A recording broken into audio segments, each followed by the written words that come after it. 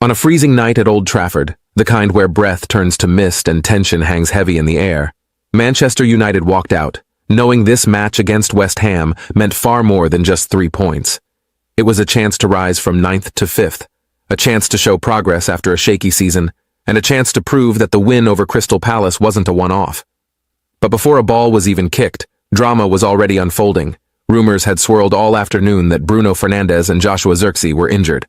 Fans panicked. Analysts speculated. Social media exploded. Yet when the team bus arrived, both players stepped out fully fit and ready. Relief spread quickly. But then came the shock. Matthijs de Ligt, United's defensive leader and player of the month, was nowhere to be seen.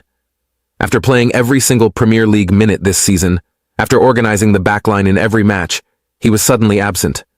Ruben Amorim explained it simply. "It's a small thing. I expect him back next game." Calm words, but his decision carried massive weight. Without De Ligt, the pressure fell on young Aiden Heaven, making his first Premier League start since the final day of last season. It was a huge opportunity, but also a huge spotlight. And Old Trafford is not a place that forgives nervous starts. The match began with fire, but also immediate trouble. Only 7 minutes in, Heaven made a clumsy challenge on Callum Wilson and picked up a yellow card. Every time Wilson touched the ball, he drove straight at the youngster, sensing weakness. Heaven almost gave away a penalty minutes later with a desperate stretch of his leg. Amorim reacted instantly, sending Lenny Yoro to warm up just 17 minutes into the game. It was the clearest warning a defender can get. By halftime, Heaven's night was over. Yoro reappeared without his jumper, ready to replace him. It was a painful reminder of how ruthless elite football can be. But United pushed forward, and after the break came a moment of joy. Diogo Dalot, recently dropped, then recalled, continued his fight to prove himself. Casemiro's shot bounced fortuitously into his path, and Dalot calmly slotted the ball into the net. He didn't just celebrate, he roared, fists clenched, facing the Stretford end. It was his 10th goal for United, coming just after his 150th Premier League appearance. It felt like a turning point for him. Amorim substituted him in the 68th minute for Patrick Dorgu, and the two exchanged words as Dalot walked off. Not anger, just explanation. Dalot nodded. Still, it was a decision many didn't expect with the game so finely balanced. Meanwhile, Joshua Zirkzee worked tirelessly up front. He linked play beautifully, combining sharply with teammates, and at one point produced a first touch so perfect that fans gasped, one shouting, "What a touch!" from near the press box. But he also missed a key header. Moments later, he ripped off his gloves and threw them aside, a sign of frustration and determination. He was playing well, but still couldn't score. And for a striker, everything eventually comes down to putting the ball in the net. United were leading 1-0 and seemed to be heading for back-to-back victories. But the game took a dramatic turn with just 8 minutes left. West Ham won a corner. The ball bounced into the box. Sangutu Magasa reacted quicker than every red shirt, and slammed home the equalizer. On the touchline, Carlos Fernandes, United's set-piece coach, lost it. He stood up for every set play, every corner, watching every detail. And when that goal went in, he stormed back to the bench with visible fury. United have improved massively on attacking set pieces this season, but defensively they remain vulnerable. This moment exposed it clearly. Silence fell over Old Trafford. The momentum was gone. The crowd sensed it. Players felt it. A match United had controlled slipped through their fingers in seconds. In the director's box, Christopher Vivell, the club's recruitment director, watched on carefully. He shifted seats, checking which scouts and agents were present. January was close, and although the summer spending had hit £215 million, Amorim suggested more business could still happen. Much depends on what happens with Zirkzee, who keeps starting without scoring, and with Kobbie Mainoo, who hasn't started a Premier League match this season and wants a loan move next month. But all of that would come later. For now, frustration filled the air. As the final whistle blew, United walked off with a 1-1 draw that felt more like a defeat. It was another night where progress showed, but so did old problems. A young defender overwhelmed early, a set-piece lapse at the worst time, missed chances that could have decided the match, tactical risks that didn't fully pay off, and fans leaving the stadium wondering how many times they would have to watch the same story unfold. Because at Old Trafford, hope never dies. It just waits. Every part of this story matters for the rebuild Ruben Amorim is trying to shape. Let's get straight into it. The first question facing United is simple. What exactly do they need in January? And the answer might surprise a lot of fans. After spending heavy money on the attack this summer, Nobody wanted to believe that Manchester United would need to look at forwards again so soon. But here we are. The performances have made the situation impossible to ignore. And if there was one match that summed everything up, it was the disappointing defeat to Everton. Joshua Zirkzee struggled. He couldn't hold the ball up, he couldn't threaten in behind, and he didn't look comfortable in the number 9 role at all. And this isn't a one-off problem, it's becoming a trend. He's talented, yes, but a natural center forward? No. And that creates a big problem for a team trying to challenge at the top. So the discussion behind the scenes is shifting. And the question United must ask is, should they sell Zirkzee and bring in a proper striker who can actually push Benjamin Sesko? Financially, the club won't have huge money to spend in January. That's the reality after the summer. So they need someone inexpensive, someone reliable, someone who can add competition without costing £60 million. And that's where a name like Jean-Philippe Mateta becomes interesting.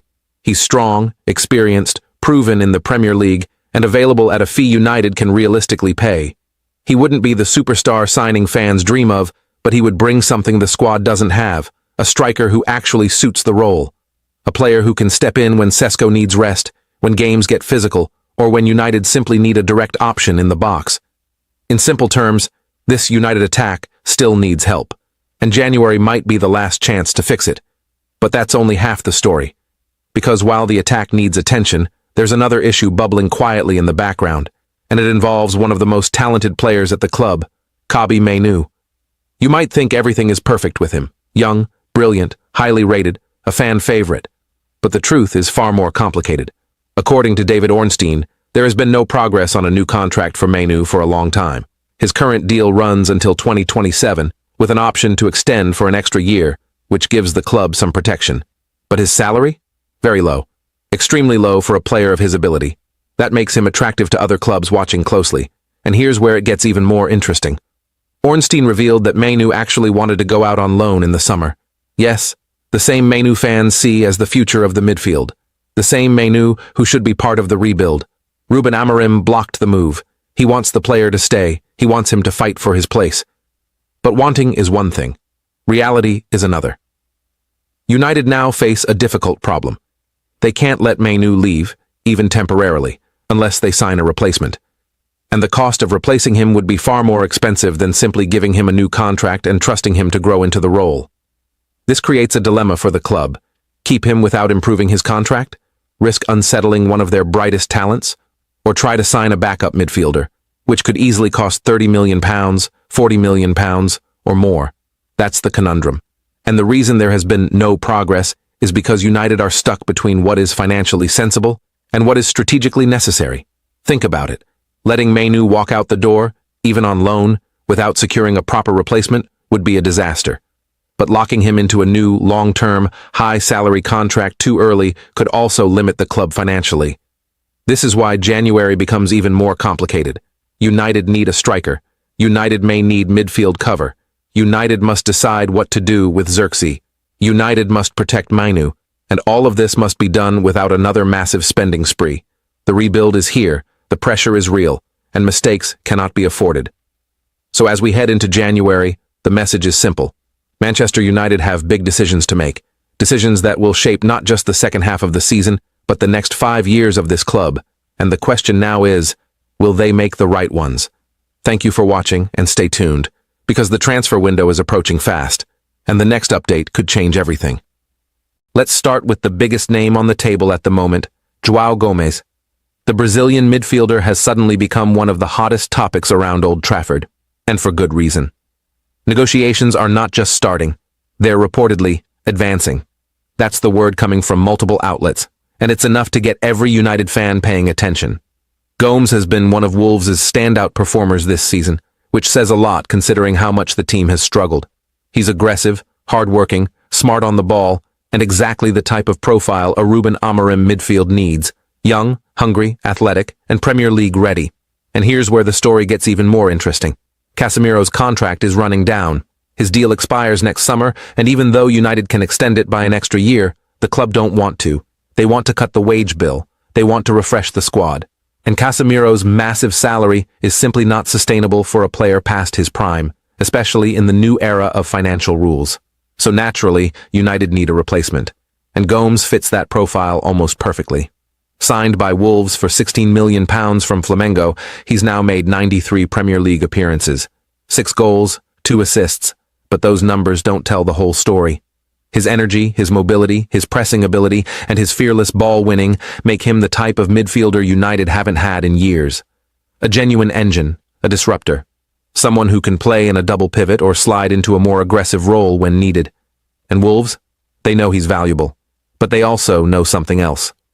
If they get relegated this season, this might be their last chance to cash in big. Gomes still has 4.5 years left on his contract, meaning any club wanting him will have to pay. Reports suggest United could trigger a windfall of around £6 million for Wolves through sell-on clauses and add-ons if this deal becomes concrete. And with negotiations already described as advanced, the likelihood of movement is growing week by week. This isn't just speculation anymore. This is a real option, a real target, and potentially the first major signing of Ruben Amorim's era. But that's not the only story heating up around Old Trafford. Let's switch focus to the forward line, because another player's future is suddenly in the spotlight. Joshua Zirkzee. The talented striker has had a frustrating season. Despite his obvious potential, he hasn't had the game time many expected. And while Benjamin Sesko's absence could open a temporary door for him, nothing about his long-term future feels stable right now. And that's why this next update is so important. Reports from Italy, specifically Gazzetta dello Sport, claim that AS Roma are preparing a move for Zirkzee. Not a straight cash deal, not a simple offer, but a loan with an option to buy, which would automatically become permanent if Roma qualify for the Champions League. Think about that. Roma are basically saying, we'll take him now, and if things go well, we'll keep him forever. That tells you 2 things. 1. Zirkzee's talent is still attracting serious interest across Europe. 2. His position at Manchester United is far from guaranteed. This puts the club in a tricky place. Do they keep him as a long-term project? Do they give him more time to grow? Or do they move him on now while his value is still high? Because once a club like Roma comes knocking, the conversation changes. Suddenly the player has a choice. Suddenly pressure builds. And United must decide what role, if any, Zirkzee plays in the future of their attack. So when you put all of this together, Gomes' negotiations, Casemiro's contract situation, Wolves' relegation battle, Zirkzee's uncertain future, you realize something very simple. Manchester United are at a crossroads. A midfield rebuild is starting. The attack could change shape again. And January is going to be busy. Very busy. This is not a quiet window. This is not a slow rumor cycle. This is Manchester United preparing for a new era. And the decisions made now will define the club for years to come. So keep your eyes open, United fans. Meanwhile, the player who once carried the hopes of Old Trafford, Marcus Rashford, has been reborn. The move to Barcelona looked surprising. A loan spell to the Camp Nou raised eyebrows. But the moment Rashford arrived in Spain, something changed. He smiled more. He played with freedom. He looked like the dangerous forward who used to run past defenders like they weren't even there. Hansi Flick couldn't hide his excitement when speaking about him. "I'm happy to have him," Flick said. "I've followed his whole career. I've always been impressed with his quality. And now he's smiling.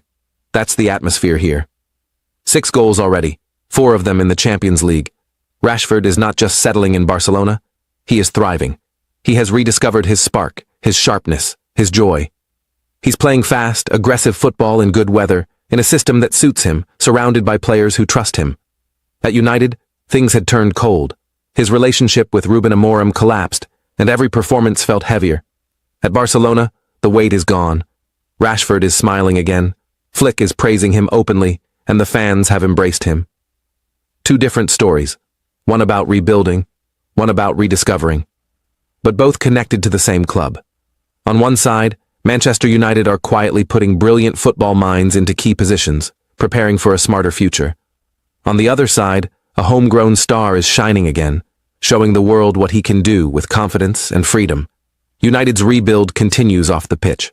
Rashford's revival continues on the pitch. And together, these storylines show just how much football can change when the right people are put in the right places. This new chapter at Manchester United is only beginning, and everything happening now is shaping what comes next. Today, we're diving into another story-building momentum behind the scenes at Manchester United, one that could shape the entire future of the midfield. As the January window approaches, United's recruitment team is working non-stop, scouting, discussing, planning, and trying to secure the next wave of players who will take this team to the next level. And right now, one name keeps popping up more than any other. One name that has quietly become one of the most realistic, intelligent, and strategic signings United could make. That player is Joao Gomez of Wolves, and trust me, his story is one you'll want to hear until the end. Over the past few weeks, Joao Gomez has become a talking point across Old Trafford. Manchester United are preparing for a major rebuild in midfield, and they are searching for someone young, hungry, mobile, and capable of controlling a game with consistency. With players like Adam Wharton and Carlos Baleba being valued close to £100 million, United know they need a smarter option, someone just as talented, but for a fraction of the price. That's where Joao Gomez comes in. At Wolves, Gomes has been one of their standout performers, tenacious, disciplined, aggressive, and reliable. He plays with that natural Brazilian intensity, pressing with anger, tackling with confidence, and keeping the ball moving every time he gets it. He's not a big name yet, not a superstar, but that is exactly why United are watching him closely. They think he could become one.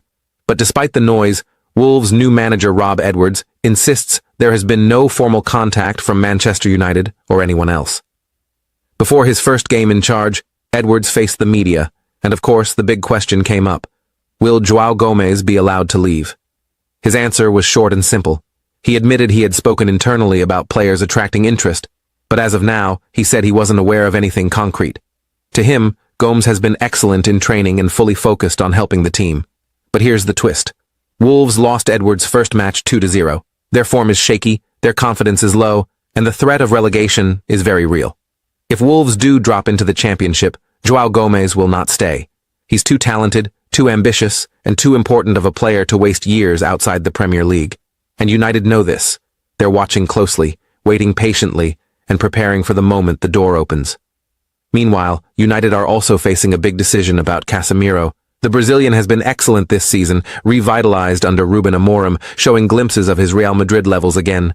But contract talks are delicate. If no new deal is agreed, he could leave. United can extend him by one more year, but insiders say they'd prefer to negotiate lower wages rather than commit to the full extension. They want to protect the long-term structure of the squad. This makes Joao Gomez even more valuable. Younger, cheaper, hard-working, and with the potential to grow, he could be the perfect successor to Casemiro. And this isn't just theory. Someone who knows Gomez more than almost anyone spoke about him already. Matheus Cunha. The two played together before, and Cunha sees something special in him. He once said that Gomez has the potential to reach Casemiro's level if he continues working the way he does. Think about that for a moment. A world-class midfielder, one of the best of his generation, being used as the benchmark for Gomez's potential. Cunha didn't stop there. He described Joao as humble, hard-working, always focused, always putting the team first. He said he feels safer on the pitch when Gomes is behind him. That level of trust from a teammate speaks louder than any analysis or scouting report. And for Ruben Amorim, a manager who values work rate above everything, this is exactly the type of midfielder he wants to build the next version of Manchester United around. If Wolves' form keeps dropping, the decision will become even easier. Gomes will want Premier League football, and United will be ready to pounce. With Casemiro's future still uncertain, the timing feels perfect. And compared to the £100 million price tags attached to other midfielders, Gomez could be the steal of the entire window. So, as we approach January, keep your eyes on this story. United are rebuilding slowly, methodically, and intelligently, and Joao Gomez might